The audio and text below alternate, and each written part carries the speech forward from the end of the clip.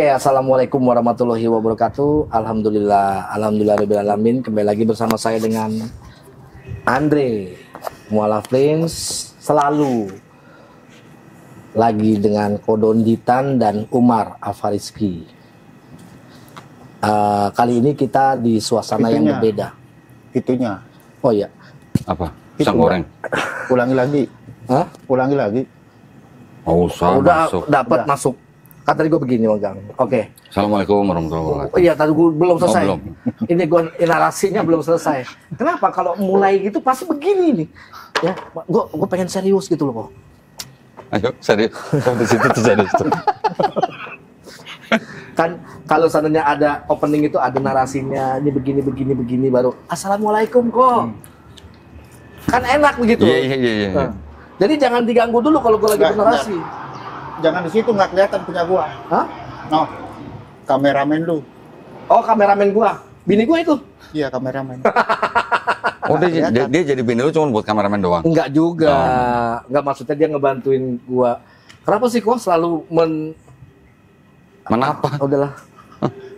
Assalamualaikum warahmatullahi wabarakatuh. Entar dulu belum. Belum. Ya, jadi kali ini kita lagi di tempatnya suasana berbeda. Suruh masuk ke. Suruh masuk kau. Oh, kira lu pesan kopi. Bukan. Lu nggak sekalian pesan minum? Dre. Yun, pesan minum Yun. Bilangin tolong minta kopi gitu. Minum ke apa? Kayak air putih gitu. Gimana yang ngiting kalau dia kau suruh beli? Nggak tahu gua. Ini gua nggak ngerti. Gua mulainya dari mana, dari apa, bagaimana, gua nggak tahu. Oh, udah mulai emang. Lah tadi gua opening. Oh, opening. Assalamualaikum warahmatullahi wabarakatuh. Belum. Belum. Si Glenn gangguin aja nih Glenn. Lagi live begini aja, lagi ini. Masuk. Hah? Pakai aja 3. Tanya aja rumahnya Pak. Oh iya. Waskito. Studio. Tunggu ya, sebentar. Yang gereja Katolik, ada gereja Katolik kan? Pokoknya ikutin peta aja. Oh, AKBP. Iya, sama gua. AKBP iya, AKBP ke kiri. Sama gua ini. AKBP dia ke kiri, telepon. AKBP ke kiri. Telepon dia. Ke kiri. Ke kiri lurus, ada gerbang apa namanya? Ada gerbang. Halo. Iya, AKBP ke kiri, terus ada apa namanya? Kayak tiket gitu, kayak loket gitu, ke kanan. Nah, ke kanan terus kalau apa namanya? Pokoknya di samping pinggir jalan itu. Pokoknya ikutin peta aja, Bro. Iya. Oh iya, itu ada yang ditutup pakai itu kan kursi. Enggak, ini kan apa namanya? Pokoknya ikutin peta, Bro.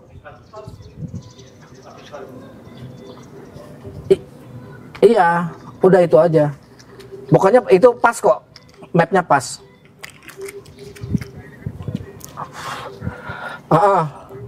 Iya. Mapnya itu pas banget mapnya.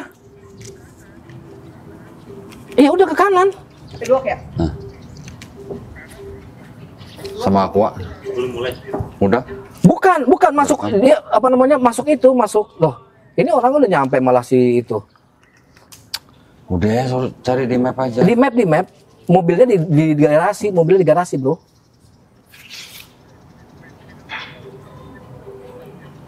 Nah, kursi keluarin, apa namanya minggir, suruh bilang mau ke tempat Pak Waskito. Iya, ditutupin kursi. Iya. Iya ada kursi. Kita nanti itu dikat ya. Hah? Udah, Dik, lu ngapain? Kabel apa? Oke. Udah. Lanjut. Ya. Assalamualaikum warahmatullahi wabarakatuh. Oke. Ya, ini kita lagi di suasana yang berbeda. Nggak biasanya di kafe gua atau di studionya Kodondi. Sekarang lagi di tempatnya Kita lagi siap-siap mau berenang ya? Berenang. Ya kita beda dikit lah kok. Ya kan? Pokoknya ya ada di Gue baru tahu tempat. kafe lu ada kolam renang lo bener. Asik.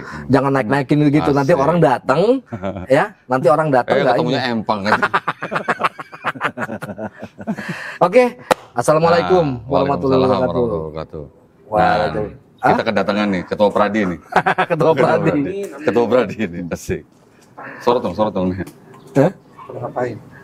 Ngapain Belum ngobrol mulai. ngapain? Gua ditinggalin aja. Ya, lu kelamaan Lu datangnya. kelamaan. Nah, nih, Mau ngapain? ada satu lagi ntar gua ambil kursi. Ini mau ngapain sih pada? Podcast Duduk sini, udah. Glenn. Duduk sini. Glenn. Ntar gua ambilin kursi satu.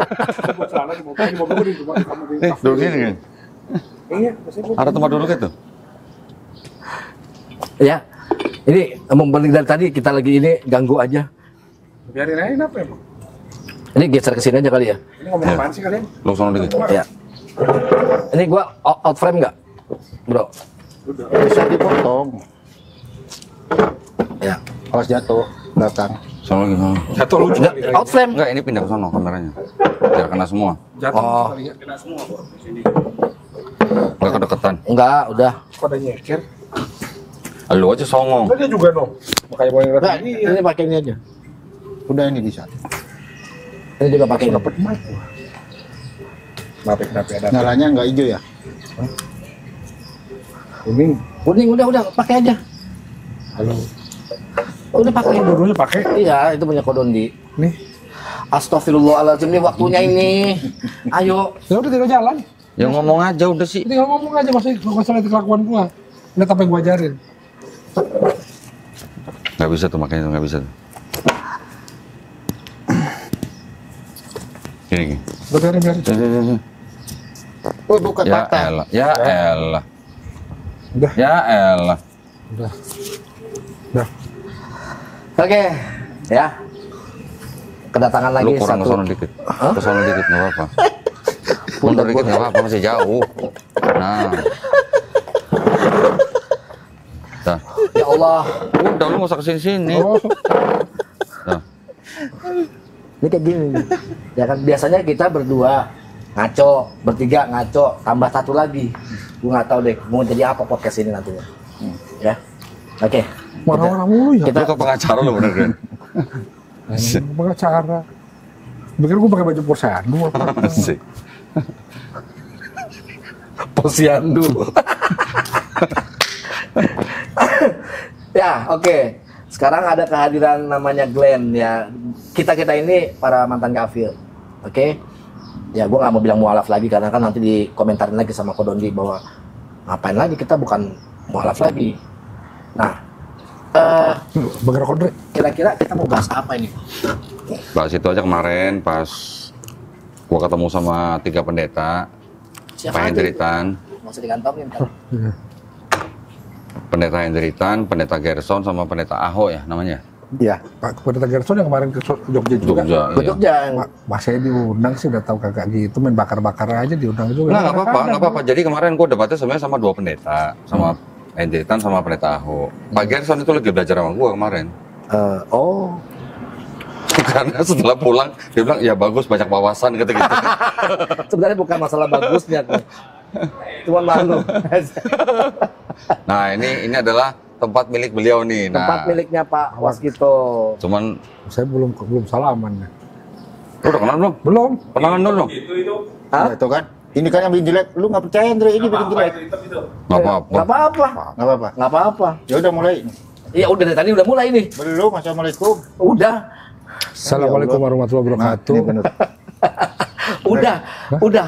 Gua narasinya udah tadi, openingnya udah. Ya biarin Kan aja kagak ada sih. gue. Oh iya. Biarin aja sih. Oke. Jadi pembahasannya mengenai Salam dulu. Udah, terserah sama lu. Nah kan gua belum jawab. Kan gua udah bilang assalamualaikum. Iya kan gua belum jawab. Udah. Belum. Udah. Belum. Lu lihat rekamannya nanti. Enggak ada. Kita jawab aja. Waalaikumsalam. Waalaikumsalam. Ya udah, biar dia nggak marah-marah. Gini kok, ya. Pokoknya gini aja. Apa yang kan waktu itu kan ketemu, lu gitu aja ngomong kali ya. Iya, ngadep sono. Ada kolamnya mending ada kolam. Jadi maksudnya tuh, Enak nih podcast sambil berenang kayaknya. ini waktunya ini. Dikit lagi maghrib ini. Lu pakai durasi kayak main biliar aja lu ada waktu ada koinan. Enak belum sih berempat kok enak. Ini kayak gini dimasukin nggak sih sama lu nanti? Masuk. Udah buruan mau ngomongin apa? Gua tuh gimana mau ngomong? Gua Ya gimana udah mau ngomong? ngomong. Dari tadi Nah, juga waktu ngomong. kemarin itu lagi Seger soft banget kayaknya ya, opening, bener ya kan? waktu lagi soft opening, ya, datanglah ada 3 pendeta dihadapi Kodondi, ya.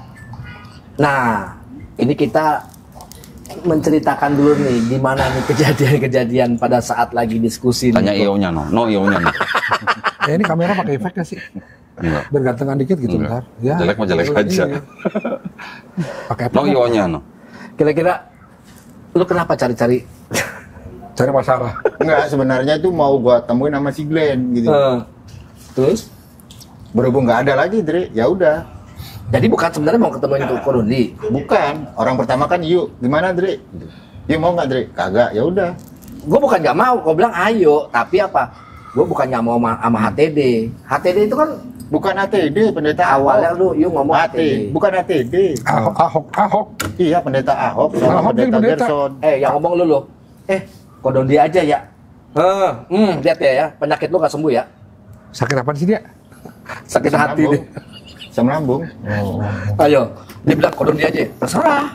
Ya udah. Memberitahukan Kodondi. gitu. Enggak. Kagak. Jadi sebenarnya ini apa sih jadi masalahnya? Udah biar udah ketemu dia, udah biar dasi. Kagak. Dia tuh kemarin bilangnya katanya HTD mau naktir gua makan. Nah, itu yang benar. Tuh. Iya. Cuman HTD ternyata nggak mau naktir naktir makan. makan. Enggak. Yang naktir siapa? Pendeta Ahok. Yang naktir siapa lu makan? Nggak makan gua. Nggak tahu yang makan gua di belakang. Iya, lu makan di belakang yang naktir siapa? Nggak tahu siapa. Bang HTD Suma. bukan? Bang Tuh, Suma. malah Bang Suma jadinya. Pantesan gua ditodong hari ini. Ternyata dia sakit hati tuh. Gua aja Enggak, nggak sakit hati, dendam doang. Iya. Udah cair kan? Udah cair. Belum. Lah kemarin kan udah ditransfer gimana sih Kemarin lu? udah, sekarang belum. Ya sekarang tar. Ya sekarang yang kemarin dulu dong. Kan udah beres. Mana belum? Bayar Tadi belum kopi. ada, pecel lele belum ada. Kopi udah. Harga kopi lebih mahal Lagi pecel lele nggak boleh. Pecel lele 15 17 malahan kopi kok. Bukan kan nggak ada sisiknya, nggak boleh. Apa? Pecel lele. Ngapain di sini susah. Gak jelas. Ini di luar Terus mau konteks podcast ngapain? loh. Gue nggak tahu. Di luar konteks podcast Orang loh. lu diundang di sini podcast, bukan duduk-duduk. Kerja. Ini moderator kagak ngomong. Ngomongin masalah pendapatannya si Glenn. Coba. Kapan gua nanya? Kalau gua ada sih pernah jelas podcast kagak pernah. Kapan kita podcast Ustaz? Dikik aja nih ya, dikik aja ya. Bini lu telepon. Enggak. Ini bininya nih. Pasti bininya panggilnya kok. Pak pulang. Bukan. Tuh, bininya nih. Ya kok. Ya kok. Jangan. Enggak. Sekarang enggak. Belum ada. Belum udah gua kata besok. Kita tarik aja mobilnya besok ya. Tuh. Oh, ternyata dia debt collector ternyata ya. Tinggal pilih mau yang Mercy-nya apa yang X-Trail-nya kita Asik. pilih besok. As. Ya. Dia sebenarnya debater, debt collector. Iya, Dre. oke. Jadi kabarin. debater kolektor. Besok udah di Bandung. Ya. Dia mulai debt collector. Debt collector sih kata apa sih? Debat. Kolektor iya. Debt collector debat Debt kolektor. collector. Iya betul. Lanjut. Oke. Lanjut. Gue nggak tahu mulainya dari mana ini sekarang nih. Enggak, jadi intinya kemarin udah ketemu pendeta nih. Jadi kesan pesannya gimana pendeta itu patut diajak debat secara resmi atau enggak? Kan udah. Enggak maksudnya Kemarin kan yang lu alamin nih. unofficial kemarin ini unofficial. Kita officialnya dong. Udah, officialnya kan udah berapa kali? 3 kali sama ini kan. Tapi enggak Sama gini. Ahok belum. Ahok, bukan Ahok. Ahok. Dia ngomong Ahok dia tadi. Iya, Ahok. Ahok. Enggak, tapi pada intinya mah sama aja. Mau pendeta Ahok, pendeta Gerson, pendeta Hendritan sama aja. Tipe-tipenya semua sama. Tipenya kenapa? Tipe-tipenya itu ya cuman tipe iman buta. Oh, berarti. bukan 45 Tak ada 120 data. bukan. Iya. Contohnya gimana kok? Ya maksudnya gini, kan kemarin kan kita bicara mengenai soal keimanan. Keimanan mereka berdasarkan Bible mereka. Bible mereka adalah LAITB, ya, baik yang hard copy maupun yang soft copy. Tetapi ketika gua kritik keimanan lu berdasarkan kitab yang ada ayat yang tidak otentik dan tidak jelas siapa yang nulis, larinya kemana-mana dengan asumsi sendiri. Ketika gua sodorin data sejarah, mereka nggak mau terima. Gua sodorin Bible versi lain juga mereka nggak mau terima, malah suruh buang katanya. Kenapa? Ya kita sih menghargai keimanan orang, kan kita mau bicara ilmiah nih, data nih, ada sejarahnya nih. Iya. Nah, tapi ternyata mereka seperti pakai kacamata kuda. Gua taunya TB, bahasa Indonesia, ada huruf merahnya, udah titik. Gitu. Walaupun lu udah kasih data tuh ya. Udah, padahal Kenapa? terjemahan yang ada di dalam TB itu juga berbeda dengan terjemahan Bible versi lain. Gitu. Nah, masing-masing Bible versi-versi lain ini kan menerjemahkan mungkin dari 1 atau 2 manuskrip yang berbeda. Udah gitu, terjemahan bahasa Indonesia yang sudah jadi seperti Bible yang sekarang ini, itu kan sudah menggunakan cara penulisan bahasa Indonesia. Ada huruf besar, ada huruf kecil, ada tanda baca, koma, titik, gitu kan. Nah, koma, titik itu kan bisa merubah makna. Iya. Betul kan? Betul. Komanya di mana, titiknya di mana, itu bisa merubah makna. Penggalan kalimat mengubah Nah, makna. kemarin itu kan mereka beriman bahwa Yesus itu Allah, katanya gitu kan. Iya. Nah, berdasarkan Roma 9 ayat 5. Di situ memang ada koma dan titik. Tetapi di situ ada kata-kata ia merujuk kepada Mesias, Mesias merujuk kepada Yesus, ia adalah Allah yang terpuji selama-lamanya. Berarti di situ ada pengertian atau pemahaman atau ada semacam kayak apa ya? Doktrin. Penggiringan doktrin bahwa ia di situ adalah Yesus, Yesus adalah Allah. Nah, jadi itulah yang dipakai sama mereka untuk beriman bahwa Yesus adalah Allah. Nah, gue bilang pertama, di manuskrip asli yang bahasa Yunani itu kan nggak ada huruf besar, nggak ada huruf kecil, nggak ada koma, nggak ada titik, ya kan? Berarti kan ada frase-frase yang mungkin dimaknain oleh si penulis berbeda dengan frase yang menjadi pemaknaan orang Kristen zaman sekarang. Itu yang jadi masalah. Cuman mereka nggak mau terima. Gue taunya mah pokoknya LAITB aja. Giliran gue tunjukin Bible yang lain dengan penerjemahan yang lain, mereka nggak terima, buang atau gitu. Walaupun itu lebih lama ya. Lebih lama. Iya ya. dong, Nah, lebih lama. masalahnya begini, dengan adanya penerjemahan yang tidak konsisten ya, gue bilang tidak konsisten. Artinya apa? Bible yang ini bisa menerjemahkan dengan tanda baca yang berbeda tempatnya sehingga maknanya beda. Bible yang ini dengan tujuan tertentu mereka mengarahkan atau menggiring bahwa Yesus adalah Allah. Bible yang lain itu penerjemahannya yang terpuji selama-lamanya adalah Bapa, bukan Yesus. Gitu. Hanya gara-gara koma dan titik. Itu udah pernah gue bahas memang waktu kuliah di STD. Nah, jadi ketika gue tunjukin bukti bahwa ada penerjemahan yang tidak konsisten, mereka nggak mau terima. Oh, itu salah, itu buang. Gitu. Gue ngeliat sih videonya sampai Kododi itu buka datanya itu dipakai laptop sampai nih lihat kan begitu. Mereka nggak kenal, nggak tahu Bible versi lain tuh mereka nggak tahu, nggak kenal. Berarti Gitu. ajak studio enak nih, bukain langsung nih. Suruh buang katanya. Ya, Nggak berarti mau. ya kalau bapak suruh buang sekarang bapak ini direkam, bapak buang ke tempat sampah, berani nggak gituin? Iya, Kalau gue gituin. harusnya gitu ya. Kalau gue gituin. Suruh dia buang ya. Ketemu gue di studio kapan tuh Ahok? Bisa. Ya. Nah, jadi artinya kalau begitu berarti kan mereka sama aja dengan menggunakan kacamata kuda, nggak mau ngeliat yang lain nih. Ada Bible versi lain, ada misalnya sejarah, ada misalnya data, mereka nggak mau lihat, pokoknya cuman begini aja. Cuman yang dilihat di depan mata dia cuman LAITB aja. Tapi lu bahas nggak? Sedangkan gue juga bawa Bible versi yang Katolik. Iya. Tapi yang Katolik itu juga menggunakan juga LAI juga, PLPB-nya. Memang yang di Katolik ada di Utara Kanonika. Nah, di Bible itu, karena itu namanya studi Bible, di dalamnya ada footnote. Footnote-nya adalah Catatan kaki ya. ya catatan kaki. Ada kalimat bahwa ayat ini tidak asli. Gitu. Iya. Ya, Waktu itu ya itu nggak diterima sama mereka. Oh, itu buang katanya, itu punya Katolik, ada catatan kakinya kata gitu.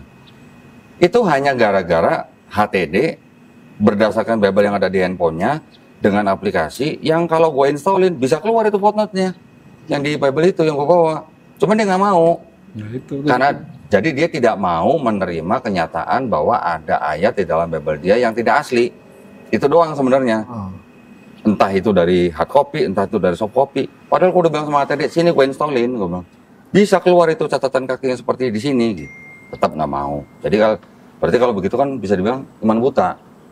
Ya pokoknya dengan doktrin yang itu, udah itu. Iya. Mau ada apa namanya bukti-bukti lain segala macam, gue nggak peduli. Kayak gitu loh. Nah, ada nggak dibahas apakah Yesus itu kan Allah katanya menurut dia itu kan. Pada saat mati dibangkitkan gitu atau gimana? Di sini aja. Ini bukan masalah dibangkitkan atau nggak dibangkitkan.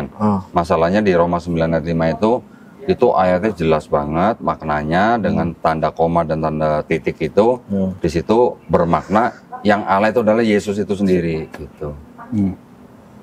Ketika gua tanya Tuhan dan Allah bedanya apa, mereka bilang sama. Tapi ketika gua kasih data di KBBI, mereka tolak. Tapi kan susah. Ya, oke lah, coba kita asumsikan bahwa ayat itu tidak mengalami distorsi kok dari aslinya yang tanpa tanda baca. Kita Coba kita asumsikan itu tidak ada distorsi. Tapi kenapa dengan satu ayat itu membantah 143 ayat lain yang mengatakan Yesus itu utusan? Mereka tidak masalah dengan kata utusan. Gitu. Karena mereka juga menerima Yesus itu utusan, Yesus itu manusia, Yesus itu nabi, tapi dia juga Allah gitu. Ambigu dong. Bukan ambigu, Apa namanya? pagan. Oh. Gua udah sopan, ngomongnya agak halus gitu kan. Sekarang gue boleh nggak menggunakan kata pagan? Nggak salah. Salahnya di mana? Nggak salah. Yang menciptakan kata pagan siapa? Mereka. Kristen juga. Yang menciptakan kata pagan itu juga Kristen. Tapi menuju ke kemana mereka mengatakan pagan itu? Mereka ditujukan kata pagan itu sama mereka ditujukan kepada orang-orang yang tidak percaya dengan Kristus sebagai Tuhan dan Juru Selamat. Gitu. Tetapi sebenarnya arti daripada pagan itu sendiri adalah orang-orang yang menyembah dewa-dewa yang percaya bahwa Tuhan atau dewa itu bisa jadi manusia. Itu udah termasuk pagan. Iya. Gitu. Nah, maksudnya gini loh, kan ada tuh yang namanya katanya kan di situ si Kodondi itu menyinggung di 1 Korintus 6 ayat 14 itu. Yang Allah telah membangkitkan Iya, Tuhan. ya itu buat mereka karena Allah dan Tuhan itu dianggap sama. Jadi karena sama, jadi dianggapnya Yesus bangkit sendiri gitu. Karena Yesus juga Allah, Yesus juga Tuhan, berarti Yesus bangkit sendiri. Jadi dia buat apa mati? Untuk hidup. Katanya kan mati untuk menebus dosa. Nah, sekarang saya tanya nih Tapi kok. mati sendiri apa dibunuh? Ya, dibunuh. Dibunuh. Berarti yang bunuh berjasa berdosa. Berdosa. Berdosa buat siapa? Ya, Nah, kalau kan nggak dibunuh kan nggak ada pembunuhan itu kan itu kalau nggak melanggar- dibunuh kan nggak ada penebusan dosa. Ya itu kan melanggar hukum Taurat. Iya, Ya kan? iya. Makanya itu berarti kan sudah bertolak belakang dengan PL mereka sendiri. Nah, maksudnya begini kok. Ini jadi pertanyaan buat saya nih kok. Yang nanya siapa? Iya. Iya, gua nanya. Lu nanya ke siapa? Nanya ke Ke siapa? Kodondi. Ya udah. Berarti pertanyaan buat Kodondi, buat diri gua salah. Iya dong. Ya kan salah gua bilang dong. sama Kodondi. Tadi katanya untuk diri pertanyaan buat gua. saya. Gitu Ini berarti. menjadi pertanyaan Oh, Untuk ya. Kodondi. Untuk siapa? untuk Astagfirullahaladzim. Gini kok. Ini kota yang mana sih sebenarnya? Lu. Nih, Jadi cerita lu mau nanya gua? Menanya. Ya udah nanya aja kenapa? ya lu banyak ngomong. Oh, banyak ngomong. Diksinya salah. Diksinya salah. Ini pertanyaan buat diri saya. Ini Iya. nggak perlu tanyakan ke orang lain. Ini menjadi pertanyaan. Oh, menjadi Oke, berarti ada klarifikasi. Oke, lanjut. Bukan klarifikasi, kalimat gua menjadi pertanyaan. Tapi bukan buat diri lu Jadi pakai kan? tanda tanya. Pakai tanya-tanya. Buat dia. Ya. Buat Bukan gua. buat diri saya kan? Ya udah tanya. Ini panjang nih begini. Iya. Ya. Yesus mati itu kan untuk Jadi apa menebus dosa. pertanyaannya apa? Ini nih. Itu lagi nanya. Yesus lagi mati Lu itu kan, sabar kali. tunggu. Yesus mati itu kan untuk menebus dosa ya kok ya. Iya. Ya. Awas. Sekarang gini. Serat. Hawa ya. Hawa itu diusir dari surga itu karena apa? Kok Hawa yang diusir Adam? Dua-duanya Adam diusir. dan Hawa Adam yang diusir. Hawa karena istrinya ikut Adam. Iya, Kalau Adam iya. dan Hawa diusir. Yang diusir Adam sebenarnya. Hawa kan ikut Adam. Iya. Iya. Itu karena apa? Karena itu melanggar perintah. Dosa enggak? Karena dosa kan itu kan? Kalau enggak, pada begini. Nah, kalau di dalam perspektif Kristen itu dianggap sebagai dosa. Kalau di dalam perspektif Islam itu hanya kesalahan, berbuat salah. Iya. Tetapi Jadi- bisa minta ampun dan bukan maksiat ya. Iya. Bukan maksiat loh. Tapi ini perspektif Kristen yang kita lihat bahwa itu dianggap Ya, adalah dosa. karena dosa. Ya. Jadi kalau seandainya kita ambil kesimpulan, ya kan Yesus mati karena dosanya Adam dan Hawa. Iya. Kan begitu? Menurut siapa nih? Loh, Menurut siapa? kalau enggak menjadi pertanyaan gini. Yesus mati karena Iya. menebus dosa. Kan Iya. ada dosa waris. Iya, nah itu menurut siapa? Menurut siapa? Ya menurut gua Menurut lu emang lu Kristen? Iya. bukan. Dulu. Dulu enggak jadi gini. Ini pertanyaannya begini. Ini enggak masuk akal Iya memang. bahwa Sang Pencipta mengusir orang dari surga karena dosa. Tapi Tuhan itu sendiri turun. Kata siapa mengusir dari sorga? Ya Yang kan, berada di surga siapa? ya kan katanya kan dia kan disuruh ke apa namanya tadinya kan mereka kan tinggal di Eden. Di mana Taman Eden? Adam Gimana? di bumi. Di bumi. Menurut Bible, menurut Kristen, Eden itu di bumi. Kalau di Islam, itu mereka berada di Taman Aden, ADN ya tulisannya ya. Itu di sorga, bukan di bumi. Iya. Nah ini udah beda. Oh jadi itu di bumi juga. Kalau yang di Bible di bumi. Diusir keluar dari Taman Eden kalau diksinya dalam Bible. Kalau di Kristen, Taman Eden itu di bumi. Kalau di Islam, Taman Aden itu di sorga. Yang benar yang mana kok?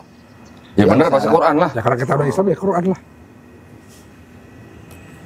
Ulang lagi pertanyaannya. Udah itu aja Oh, sih. udah.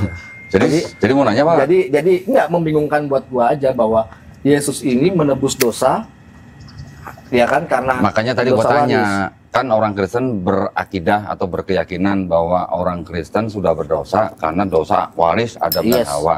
Itu ajaran siapa maksud gua? Ya ajaran di Kristen. Di Kristen. Iya. Ya menurut siapa? Di Kristen tuh menurut siapa? Yang ngajarin itu siapa? Paulus. Paulus. Yesus bukan. Bukan. Nah udah itu dia masalahnya. Jadi kalau di seluruh 4 gospel, Yesus nggak pernah ngajarin dosa waris. Ini kalau gua oten, gua sadat gua beneran. Terus Ya kalau Kalau- sadar. Kalau di 4 gospel, Yesus nggak pernah ngajarin dosa waris. Tapi begitu Paulus mengaku melihat cahaya, mendengar suara, terus dia mengangkat dirinya sebagai rasul, kemudian dia mengajarkan dosa waris. Itu yang menjadi perbedaan mencolok antara ajaran Yesus dan Paulus.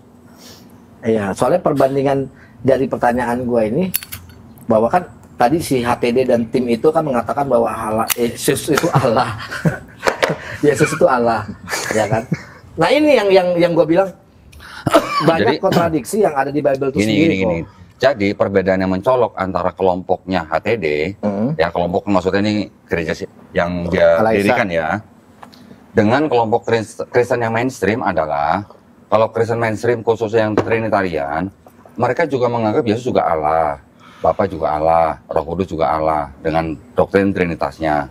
Tetapi mereka mengakui atau meyakini ini punya 3 pribadi gitu. Tapi kalau yang gerejanya Pak HTD itu cuma 1 pribadi, gitu loh. Tidak ada 3 pribadi kalau HTD nih. Tapi sama-sama Yesus adalah Allah gitu. Ya, Pak. Jadi kalau menurut lu, Mar, ini kritik teks ya, Mar ya? Iya. Hah? Kajian manuskrip.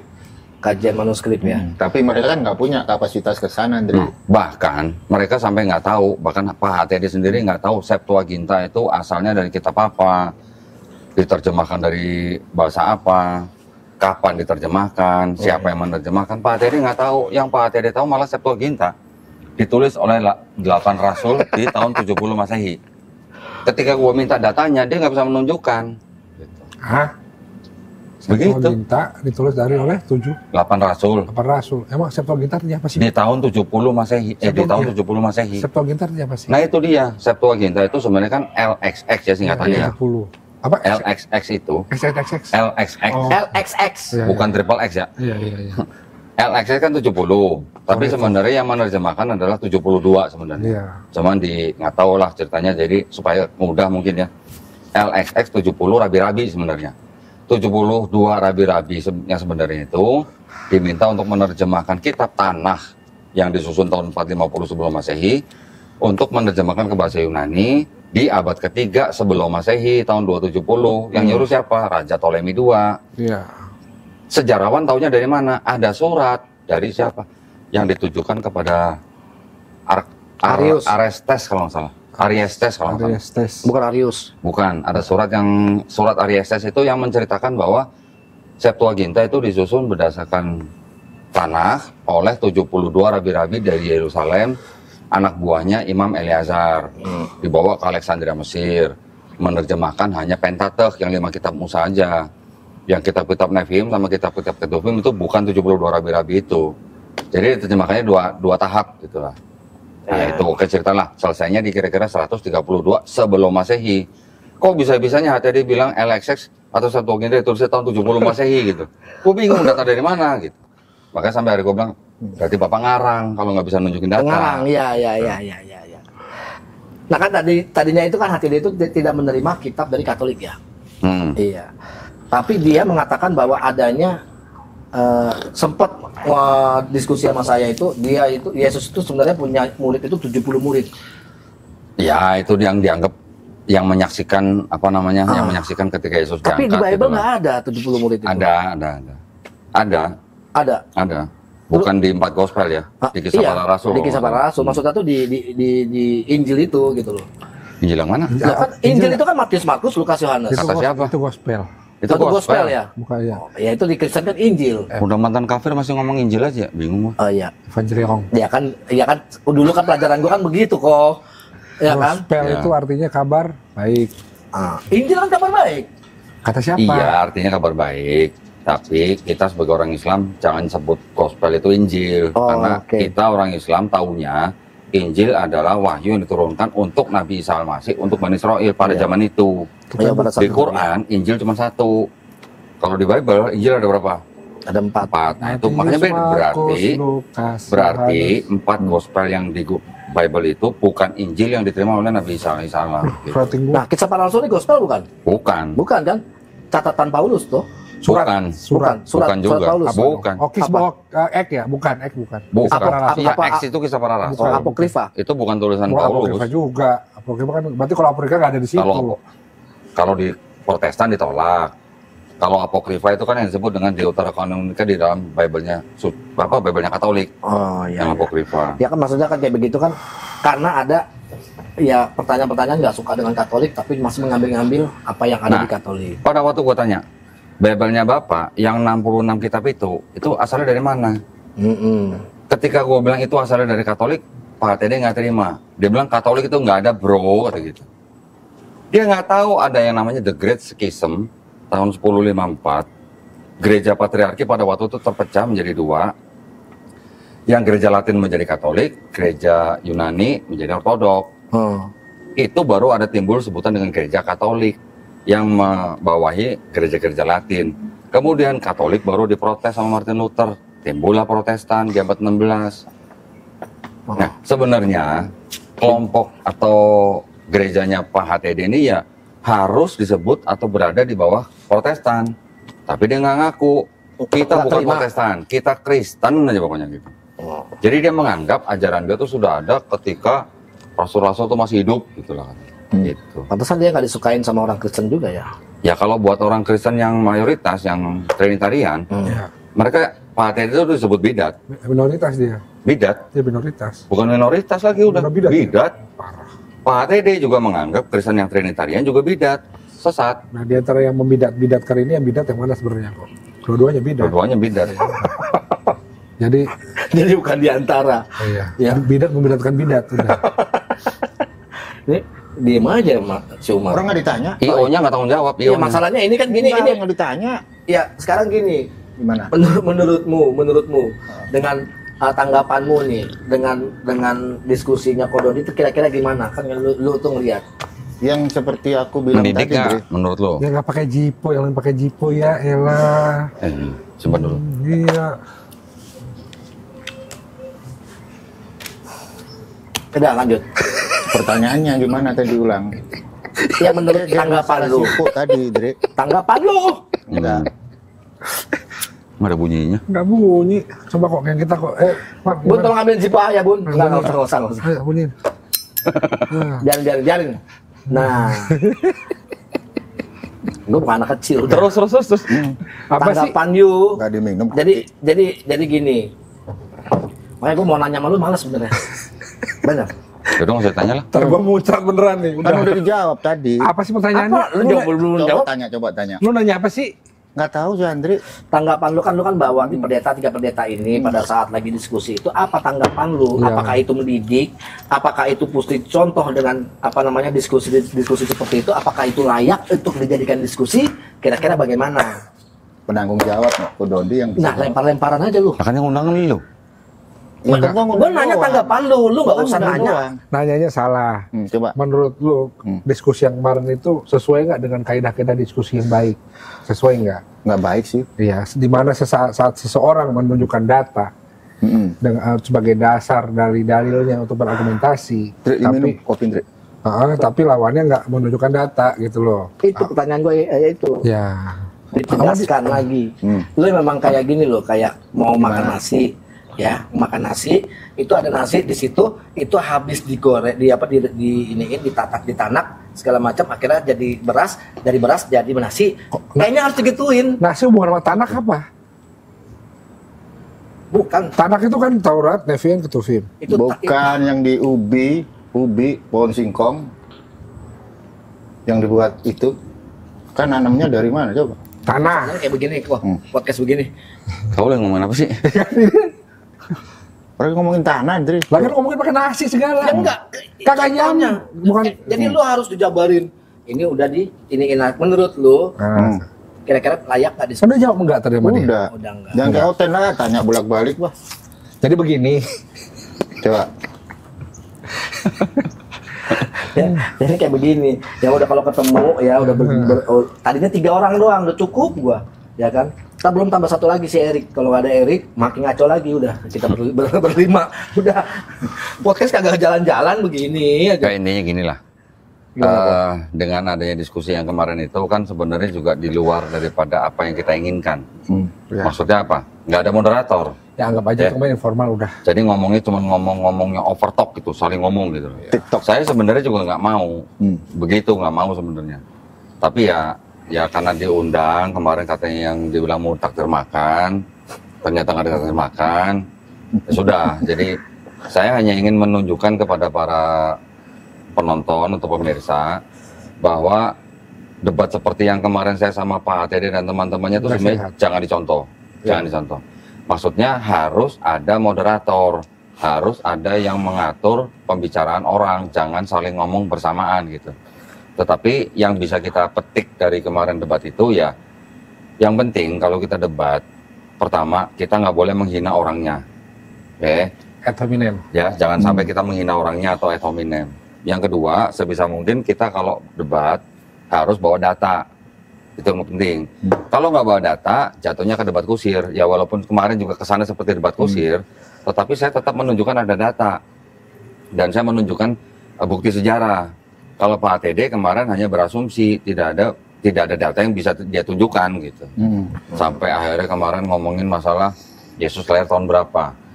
Yesus lahir tahun berapa, dia nggak berani address ya. Dia nggak berani merujuk kepada persoalan yang paling penting antara Yesus lahir di Matius tahun berapa, Yesus lahir di Lukas tahun berapa, dia nggak berani jawab, dia menghindar, dia melipir gitu. Karena dia tahu itu ada masalah. Ada perbedaan. Ada perbedaan. Satu zaman Herodes, satu zaman Irenaeus. Bedanya 12 tahun bedanya. Itu Nah, minimal. Itu minimal. Maksimal. Maksimal atau minimal? Maksimal. Minimal 10 tahun, Maksimal 12 tahun. Ya. Iya jauh juga itu sama-sama jauh. Yang salah yang mana? Enggak, gue bukan nanya yang salah yang mana. Yesus ada berapa? Itu kalau kita merujuk pada pernyataannya Pendeta Lamsen. Apa? Dia bilang kalau ada dua nama yang sama tapi memiliki kisah yang berbeda, berarti itu adalah orang yang berbeda. Iya. Itu. Nah itu di Matius sama Lukas, Yesusnya hidupnya beda waktu 12 tahun Iya. dan kronologinya juga berbeda. Kronologinya loh ya. Iya. Kronologi berbeda, Iya. silsilah berbeda.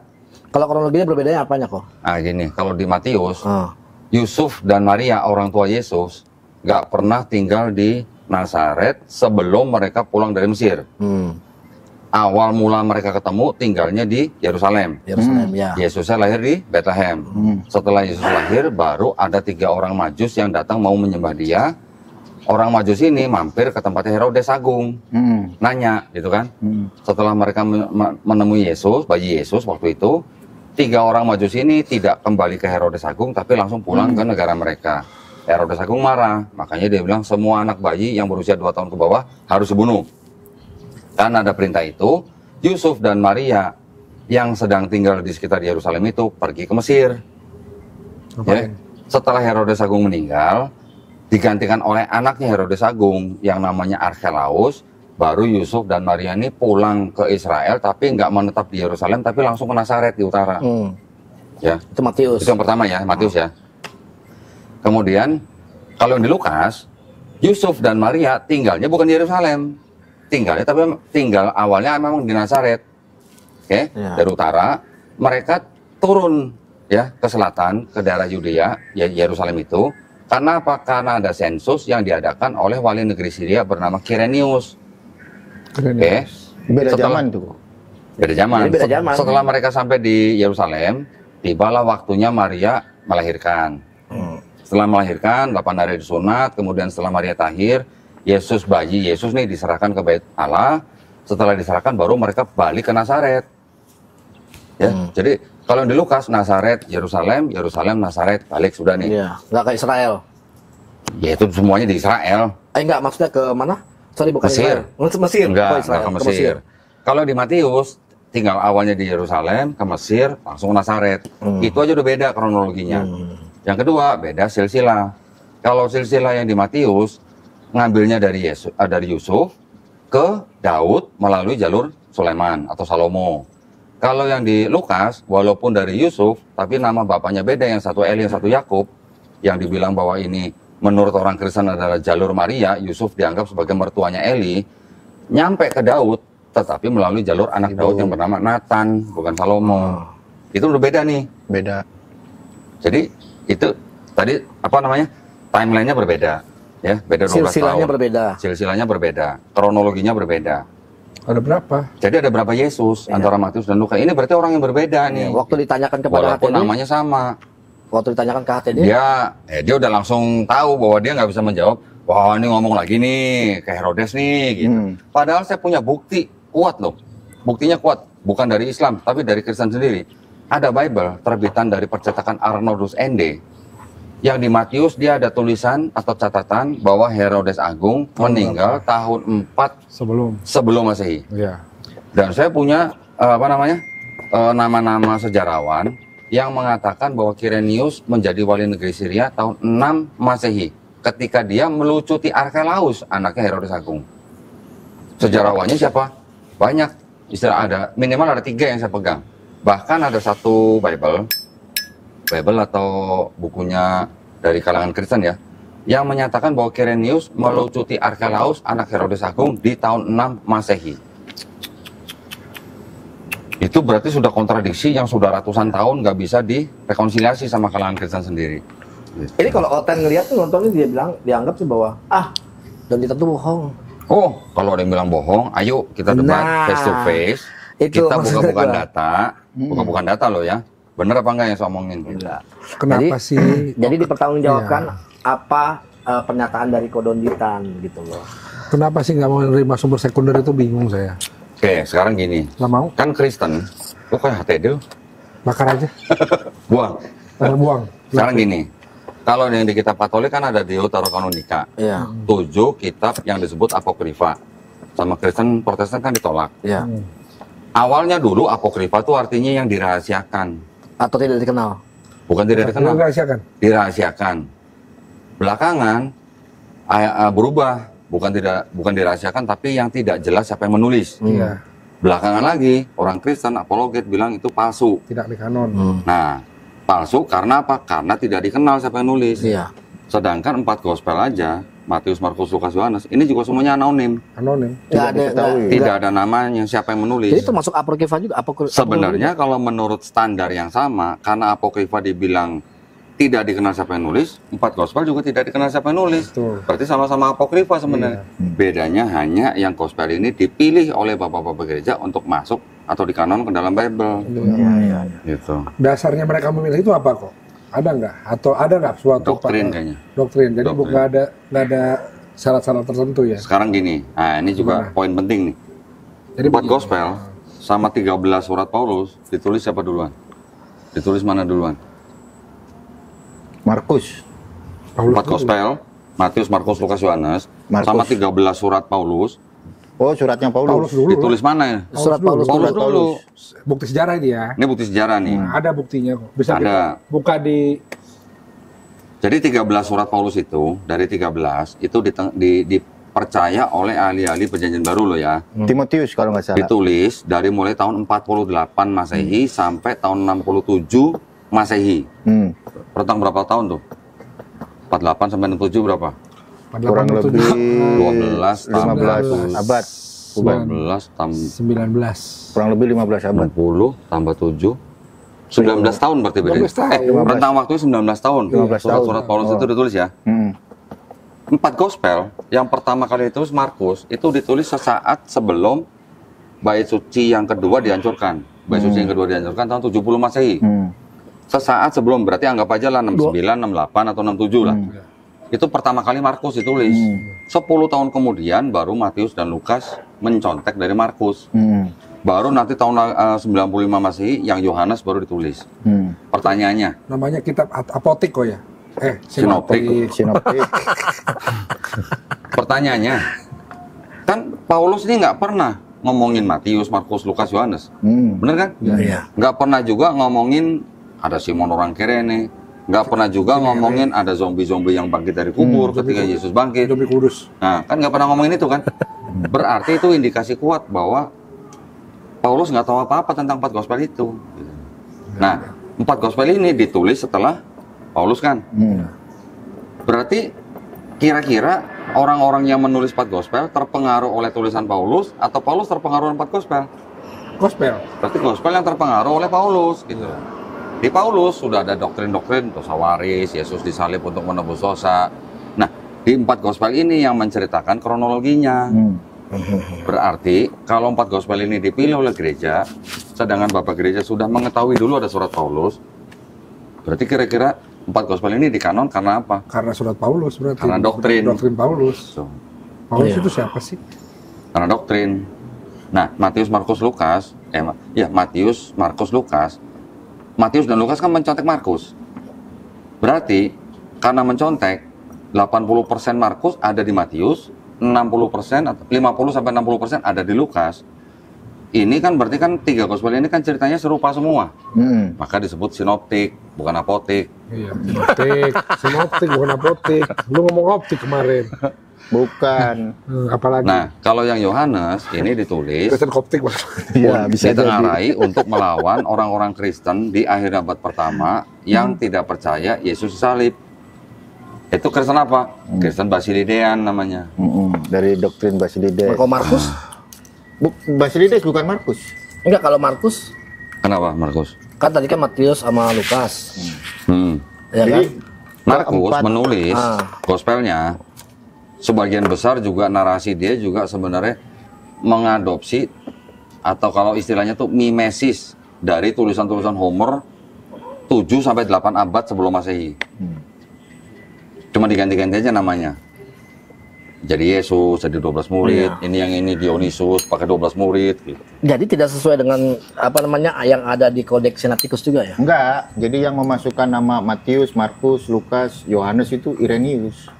Pertama Santo Papias, Ya, Papias. 135 Masehi. Irenaeus. Kedua Santo Irenaeus tahun 185 Masehi. Jadi penulisnya nggak dikenal. Sebenarnya nggak dikenal, itu hanya tradisi. Pabonanya apa? Ya enggak, ini nantinya Nah, sebentar, Dri, gue potong. Sebenarnya yang tidak ada itu Yesus versi Kristen atau Isa versi Islam. Soalnya kalau Yesus versi Kristen ada kota Nazaret loh. Kota Nazaret itu nggak ada loh, Dri. Nazaret ada nggak di PL? Nggak ada. Nggak ada. Berarti yang nggak ada diduga ya, biar nggak kena delik ya. Yang nggak ada. Apaan? Kita Kan ngomong diduga. enggak, kita ngomong apa adanya apa diduga. Iya, Kan diduga itu berarti kan nggak kita baca. Kota yang nama Nazaret kan nggak ada, Dri.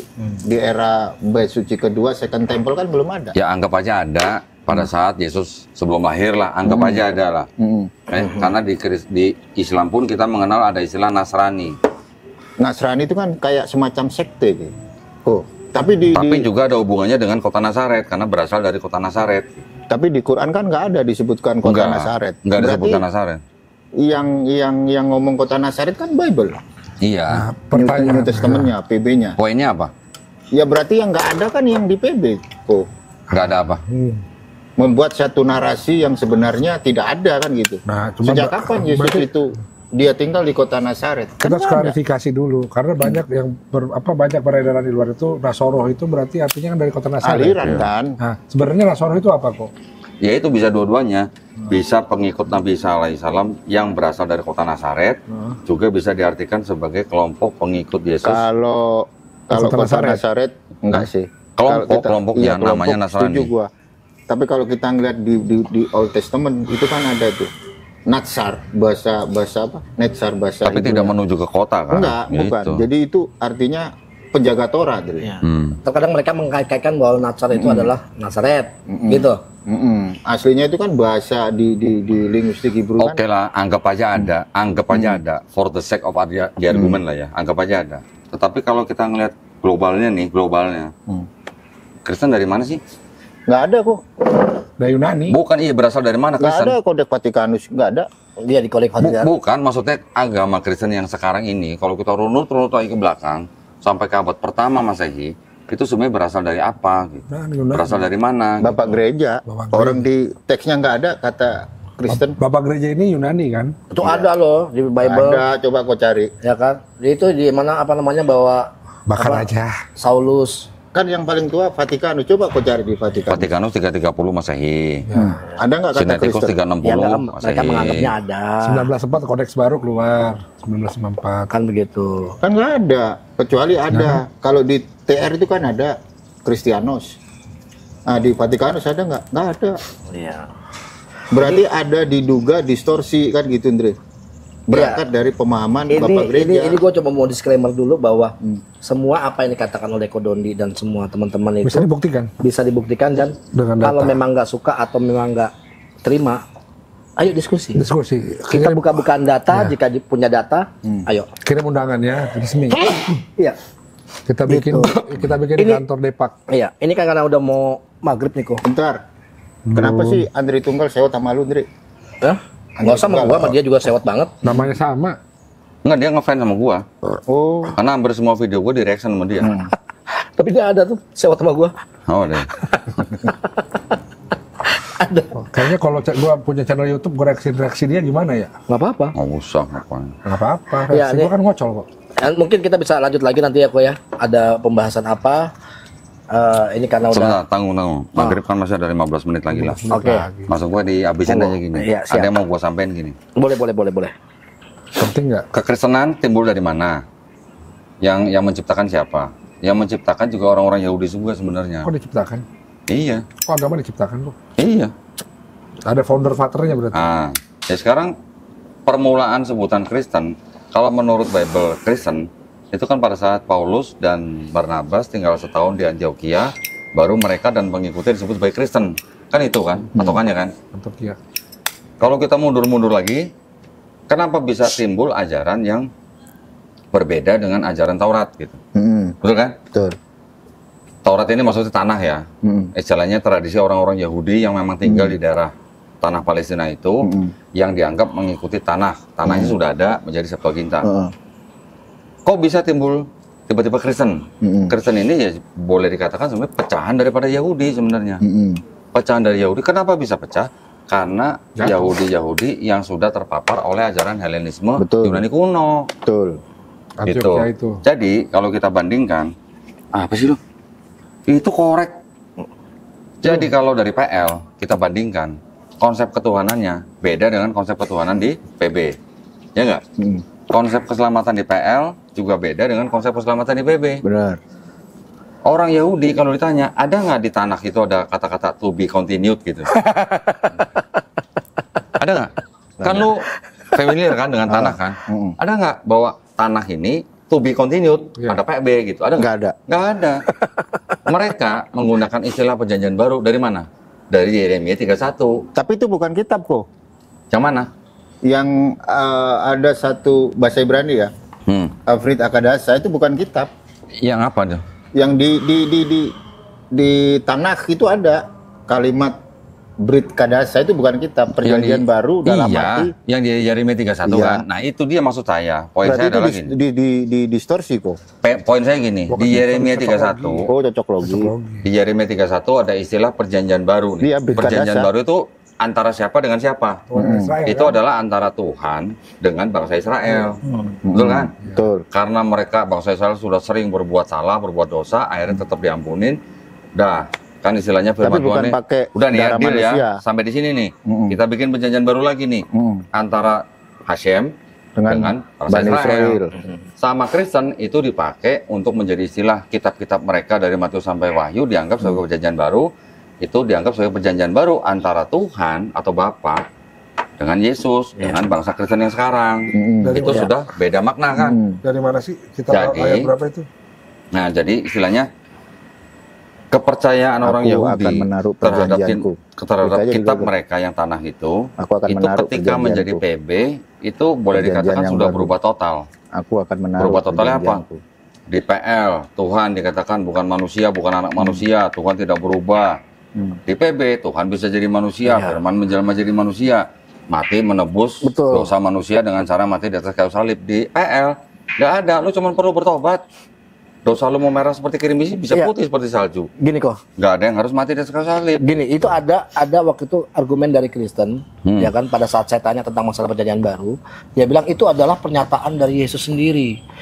Kalau dia katakan itu pada saat perjamuan, Ini kan ada bukan tuh kan, ke Taurat del ya kan? Fatih itu Apa? yang Taurat lisan kalimatnya itu Yesus artinya. katanya ini kalimatnya Yesus bahwa terimalah dan makanlah Iya, ke inilah dalam batin yang mereka, adalah itu kan Taurat lisan, perjanjian baru. Itu nyontek kata-kata Orang dari tertulis Dewa sama Osiris. Iya, makanya itu. di apa namanya dipakai Selbaper, sama orang ya. Kristen bahwa inilah perjanjian baru yang sudah dinyatakan oleh Yesus. Nah, kira-kira menurut Ko Dodi, Pertanyaan gua, Dewa Osiris juga daging dan darahnya dilambangkan dengan roti dan anggur, yang mana kalau pengikutnya makan tubuh dan minum darah Dewa Osiris akan memperoleh hidup yang kekal. Itu udah mungkin ribuan tahun sebelum ada Yesus atau sebelum ada Kristen. Jadi kira-kira kalau Kristen kalimatnya mirip-mirip dengan Dewa Osiris yang di Coffin Text, kira-kira yang Kristen kebetulan nggak? Pagan? Berarti Apodazara dong kok. Nah, iya. Kan ini kan ada konsep yang sama, ada konsepnya sama gitu loh. Zara Satu. bangkrut katanya, Zara. Kedua, ada Dewa Zeus punya anak melalui perempuan manusia, punya Perseus, Hercules. Ini ada Tuhan bisa punya anak dari Maria, Yesus. Perseus dan Hercules setengah dewa, setengah manusia. Yesus sepenuhnya manusia, setengah dewa. Sepenuhnya manusia, sepenuhnya Allah. Konsepnya kan mirip. Iya. Kira-kira kebetulan nggak gitu? Ya, kita anggap kebetulan lah kok. Enggak, emang sama. Kita anggap Iya. kebetulan Kira-kira sama. kebetulan Orang nggak kisah gitu? para rasul ada Kebetulan sama. dari teman-teman Laukania. Kebetulan. Kebetulan sama. Udah dua nih kebetulan nih. Iya. Ya. Kebetulan sama. Terus zombie-zombie yang bangkit dari kubur masuk kota Yerusalem itu ternyata ada sudah dari Neville, Antesteria. Sudah Naples. Kalau ada di Antesteria, berarti kira-kira Matius nyontek nggak dari situ? Bisa Itu jadi, zombie- Kebetulan nggak? Zombie itu di Raccoon City bukan di waktu itu. bisa jadi, Kira-kira kebetulan nggak? bisa jadi. Kebetulan lagi. Betulan. Kita ketawa. Kebetulan semua. Salib dari kuil Dewa Serapis. Kebetulan nggak? Kebetulan. Kalau lebih dari 3 enggak lah. Enggak, kita anggap kebetulan aja. Iya, nggak bisa begitu. Kalau kebetulannya banyak banget, berarti udah bukan kebetulan. Gitu. Emang disengaja. Memang disengaja. Kebetulan plagiat kok. Kebetulan pagan maksudnya. Kebetulan plagiat. Iya. Emang pagan. Jadi intinya dia itu kebanyakan mengutip ya. Nih ya, gini. Ini mohon maaf ya, bukan saya merendahkan orang-orang Kristen, bukan ya. Ya, yang kita kritik adalah Pola pikir. pola pikir dan juga sejarah kita bisa lihat, kemudian juga konsep ketuhanan, konsep keselamatan, yang mana PB berbeda sekali dengan PL, yang mana PB sangat mirip dengan budaya pagan zaman-zaman sebelumnya. Makanya di surat At-Taubah dikatakan apa? Kaum Yahudi menyebut Uzair putra Allah. Kaum Nasrani menyebut Isa putra Allah. Mereka mengatakan itu berdasarkan perkataan orang-orang kafir sebelumnya. Siapa orang-orang kafir sebelumnya? Yaitu ada Osiris, ada Yunani, ada Persia, ada Babilonia, ada Persia, ada India dan segala macam. Ada Mesir gitu. Itu. Nah, terakhir nih kok. Anggap aja nih, ini ada orang Kristen nih. Ini ngomong sama Ko Dodi nih. Ini biar tahu teman-teman juga. Apa namanya? Udah tahu gak begitu? Lu ngapain sih ngurusin Bible? Buat apa sih lu ngurusin atau lu bongkar-bongkar ini semuanya? Nah, kita ngasih tahu begini dari sisi ilmiah lo ya. Iya. Dari sisi akademisi lo ya. Tujuannya apa? Tujuannya supaya teman-teman kita yang muslim tidak mudah dimurtadkan oleh misionaris-misionaris yang masih gentayangan. Iya, itu itu dia. aja. Jadi untuk mencegah adanya upaya-upaya pemurtatan, betul ya kok ya? Iya. Oke. Yang tadi tuh yang di Yeremia 31:33 lebih jelas kalau di bahasa Inggris kok. Iya. Karena di sini tulisannya bukan the testament ya, the covenant. Itu beda artinya loh. Iya. Jadi jangan cocok logi lah. Covenant-nya itu antara Hashem dengan bangsa Israel. Please ya. Jadi Covenant bukan testament. Jadi memang begini, di seluruh PB dari Matius sampai Wahyu itu hampir 1000 ayat dikutip dari PL. Hampir 1000 ayat. Tetapi tepatnya berapa? 937 ayat dikutip dari PL. Walaupun dari 937 ayat ini tidak semuanya persis plek sama, tetapi gaya bahasa dan susunan kata-katanya itu mirip. Mirip sekali. Maksudnya mereka itu mengkutip dari perjanjian lama. Iya. Bukan hanya Yang perjanjian baru ini. Yang lain. bukan Yang hanya perjanjian baru mengutip. ini. Jadi karena hampir 1000 ayat Menurut dikutip dari Rabbi perjanjian lama. Michael Skobab, Jadi perjanjian baru Ada ini satu kitab distorsi. suci atau kitab kutip. gitu. Al-Kutip jadinya. Jadi ini kitab suci atau kitab kutip? Ini bukan ini kan Karena hampir 1000 ayat loh dikutip dari perjanjian lama loh. Ya. Untuk memperkuat itu Yesus. Pertanyaannya lagi berarti orang-orang penulis PB ini terinspirasi oleh Roh Kudus atau terinspirasi oleh PL? Iya. Sedangkan PL ini sudah dirubah-rubah untuk apa? Untuk muatan teologisnya orang Kristen. Jadi PB kalau nggak ada PL, Nggak ada Kristen. oh Mungkin masih Dewa Serapis yang disembah mungkin. bisa jadi. Karena Dewa Serapis tahun 305 diangkat menjadi Tuhan oleh Raja Ptolemy. Tahun 325 gantian Yesus yang diangkat jadi Tuhan. Konsili Nisea ya. Nisea. Sama-sama Ptolemy nih. Bukan, kalau yang di Nisea kan Ptolemy udah mati dong. Jadi siapa? Di Konstantin. era Konstantin. Jadi ada Tuhan yang diangkat. Keanu Reeves. Jadi ada Tuhan yang diangkat tahun 305 sebelum Masehi, ada Tuhan yang diangkat di tahun 325 Masehi. Nah, ada catatan surat ya, saya lupa cuma dari Bapak Gereja siapa, bahwa bishop ya, pada saat itu, pada zaman Nisea, yang menyembah Yesus pada waktu itu, sebelumnya adalah penyembah-penyembah dewa Serapis. Jadi semacam kayak ada apa ya? Bukan sama sih. Ya, cuman ganti baju lah ya mungkin. Iya. Iya loh, Ndri. Enggak serius, itu bisa dikatakan ganti baju. Iya kan. Jadi nama orangnya diganti, sosoknya diganti, ceritanya ada yang kemiripan, lambangnya mirip, konsepnya mirip. Jadi perspektif Tuhannya Israel, mindsetnya dirubah, Ndri, kayak Iya tahu. Sudah berubah. Pada waktu masuk ke PB, konsep ketuhanannya orang Yahudi berubah, konsep keselamatannya orang Yahudi berubah. Ada nggak sih kok catatan notulen waktu Konsil 325 itu? Notulen? Ada. notulen? Ada. banyak. Itu kita Ada. bongkar enak tuh. Ada. Itu kita Cuman bongkar enak loh. agak panjang, itu tinggal dibacain aja. Kita bongkar loh. Dasar-dasarnya jadikan Tuhan tuh apa? Ya mereka nggak nyebutin dewa Serapis lah. Tapi kan ada dasarnya, kita bisa lihat dasarnya masuk akal. Iya ada. Ya itu namanya kan creed, pernyataan iman. Creed. Itu ada kalimatnya banyak. Iya makanya Nisea Creed itu. Credo namanya. Credo. Oke. Ya. Oke. Cukup. Ayo berenang yuk. Enggak, kita dulu. Kita tutup dulu ya. Nah, ini Terima podcast yang kasih. berenang enak nih. Duduk sini Ya. sini. Iya, mic-nya nyebur ya. Mic-nya nyebur. Kan ini ya. Kan waterproof IP62 ini. Nomor 8. 68 tuh. Bengong dia. Itu punya gua, Yang ini? punya Kolondi. Yang ini aja kita bawa. Oh ya udah. Ayo coba. Lu dulu. Ayo sekarang ya. Ya, oke. Terima Kita kasih. pindah tempat aja ya? Hah? Pindah tempat. Ngapain? Udah gelap. Enggak nanti lah, kan maghrib. Tuh udah ada tamu tuh. Oke, terima kasih juga kita ada tamu dari siapa? Ustadz Ustaz Arimatea. Iwan Arimatea. Iwan Arimatea. Jadi nanti kita Sian tuh kameramen udah jongkok dari tadi tuh. istri gua Keram kasih tuh banget. ntar. Oke, ya. Mohon undur diri. Terima kasih Kodondi, Sama-sama. Bang Glenn, Bang Umar. Ada yang ngomong, saya terima kasih nggak ngomong dari tadi Iya, pelan-pelan. dari tadi dia ngomongnya cuma sedikit Ya udah. gitu, cuma Udah udah lagi. makan gaji buta dia. Pasrah banget ya. udah. Pasrah banget. Bagabut. Oke, terima kasih. Mohon undur diri. Wassalamualaikum warahmatullahi wabarakatuh. Waalaikumsalam warahmatullahi warahmatullahi wabarakatuh.